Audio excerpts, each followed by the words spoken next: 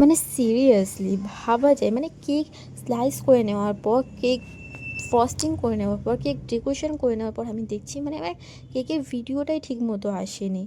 মানে মানে তখন ঠিক যে কীরকম ফিলিং হচ্ছিলো সেটা নিশ্চয়ই সবাই বোঝেন, কারণ এখন সবাই মোটামুটি সব কিছুতে ভিডিও করা হয়, ব্লগ বা কেক মেকিং ভিডিও, যারা হোম বেকার্স আছে তারা সবাই জানে। তো আমারও ঠিক সেই সময় সেরকম একটা ফিলিংস হচ্ছিলো। তো যাই হোক, কিছু করার নেই, যা হয়ে গেছে হয়ে গেছে। আমি যেটুকুনি ক্লিপ ভালো ছিল আমি সেইটুকুনি দিয়েই করার চেষ্টা করেছি। তো সবাই কীরকম আছেন, আশা করছি সবাই ভালো আছেন। আমি জানি না ঠিক কীভাবে বলে শুরু করতে হয়, কারণ এটা আমার ফার্স্ট ভয়েস ভিডিও। আমি অনেকটা নার্ভাস ছিলাম, তাও আমি চেষ্টা করেছি। নেক্সট টাইম আমি আরেকটু ভালো করার চেষ্টা করব। চেষ্টা করলে সবই হয়। আমার এটা ভিডিও করার মানে এটা আমি ভয়েস দিতে চাইনি, কিন্তু আমি ঠিক করে রেখেছিলাম এই কেকটা যখন আমি মেক করছিলাম তখনই আমি ঠিক করে রেখেছিলাম যে না, আমি এই কেকটায় ভয়েস দিয়ে ভিডিও করবই, এটা দিয়ে আমি শুরু করব।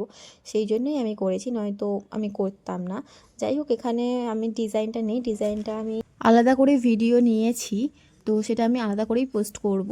তো আপনারা যে কোনো অর্ডার পারপাসে আমার সাথে কন্ট্যাক্ট করতে পারেন। আমার আইডিতে আমার হোয়াটসঅ্যাপ নাম্বার দেওয়া আছে। আমার লোকেশান হচ্ছে সোনারপুর। এতক্ষণ আমার বকবক শোনার জন্য ধন্যবাদ।